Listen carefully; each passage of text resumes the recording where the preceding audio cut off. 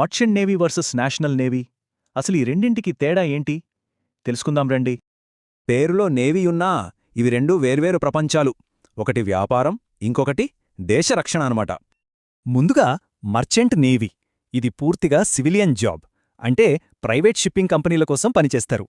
అదే మన Indian navy లాంటి నేషనల్ నేవీ అయితే అది ఆర్మ్డ్ ఫోర్సెస్లో ఒక భాగం. వీళ్ల ఫోకస్ అంతా డిఫెన్స్ మీదే. సో అసలు పాయింట్ ఏంటంటే వాళ్ళ మిషన్ ఒకటి వ్యాపారం కోసం, మరొకటి దేశరక్షణ కోసం. సరే, వీటిలో జాయిన్ అవ్వాలంటే ఎలా? దారులు రెండూ చాలా డిఫరెంట్. ఫస్ట్ మర్చెంట్ నేవీ సంగతి చూద్దాం.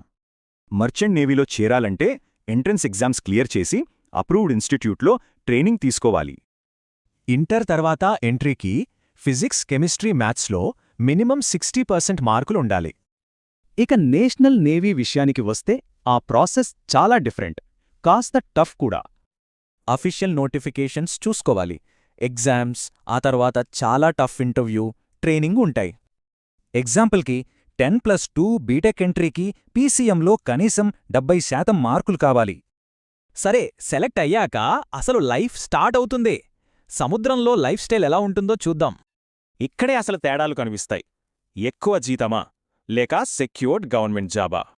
మర్చెంట్ నేవీలో రివార్డ్స్ అంటే హై శాలరీ, దానికి తోడు నెలల తరబడి లాంగ్ వెకేషన్స్.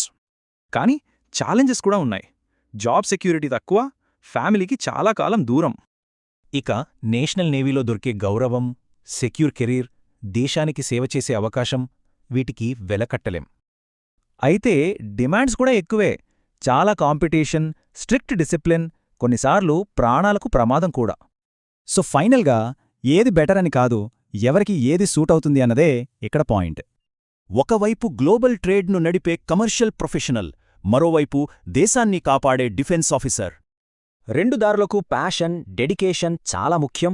కాని దేని కారణాలు, ప్రతిఫలాలు దానివే. చివరికి నిర్ణయమనేది పర్సనల్ చాయిస్. సముద్ర జీవితం నుంచి ఏం కోరుకుంటున్నారన్నదే ముఖ్యం.